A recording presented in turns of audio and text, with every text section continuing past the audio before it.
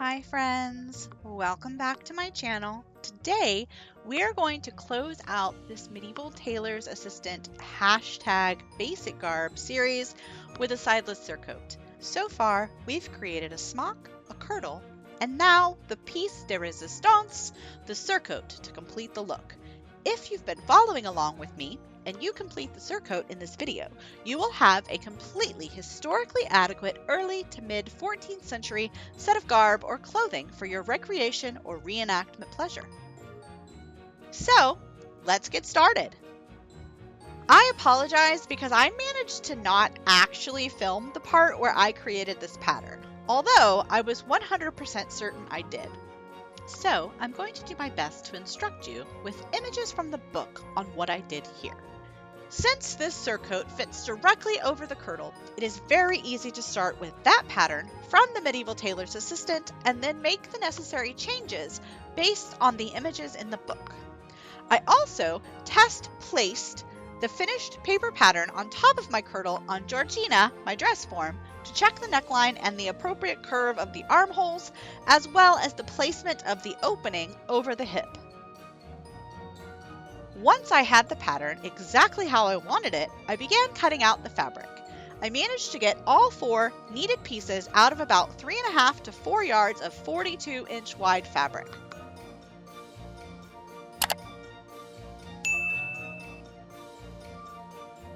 After cutting out all the pieces, I basted all 4 seams and put the basted surcoat on Georgina to test the fit and the shaping. It was here that I decided to take in the side seams just a bit, as well as straightening out the front seam a bit more, because I was unhappy with the bust curve that I had attempted to put in. It didn't lay right.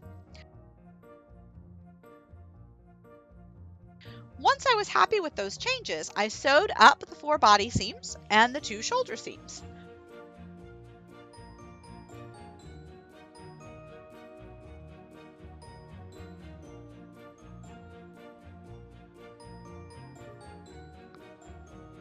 If you've seen my previous videos in the series, I am using the exact same type of hand finishing here that I did there.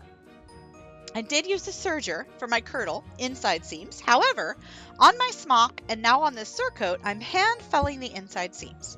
I'm doing this because I prefer the way it looks. Whichever way works best for you, however, is the appropriate way to finish this piece. In order to complete the hand felling of the inside seams, I graded the seam allowance by trimming the inner piece, the part being felled over, down to 1/8 of an inch. Then I folded the wider side of the seam over the narrow piece that was just cut. I pinned down the fold and then, using small stitches, tried to catch only a single thread or strand of the outside facing fabric. I felled down the seam. I then repeated this process for all the remaining seams. I tried to make sure I was felling everything toward the same direction.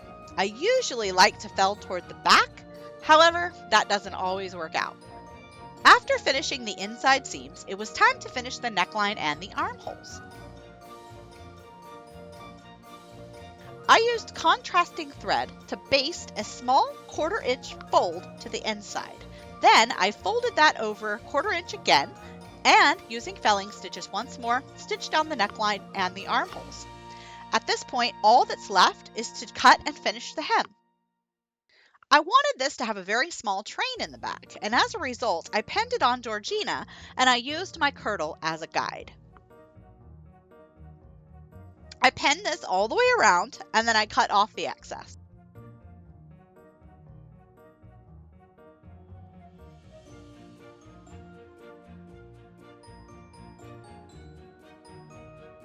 Once that was complete, I took the dress to the serger to even out the hem and to make it a little easier to work with, as I tend to like to do handwork sitting in the chair in the living room. After serging the hem, I then again folded the serged edge about 1/4 inch into the inside and then folded that over 1/4 inch again. Once again, using my small felling stitches, I completed the hem. And there you have it. The 14th century sideless surcoat is complete. So come back next Saturday at 2 p.m. Eastern Time for a very special 14th century Get Ready With Me. where I'll be going through the process of getting dressed in all of the items we've made in this series, as well as sharing some of my accessories and a very special announcement regarding some upcoming events I'll be participating in.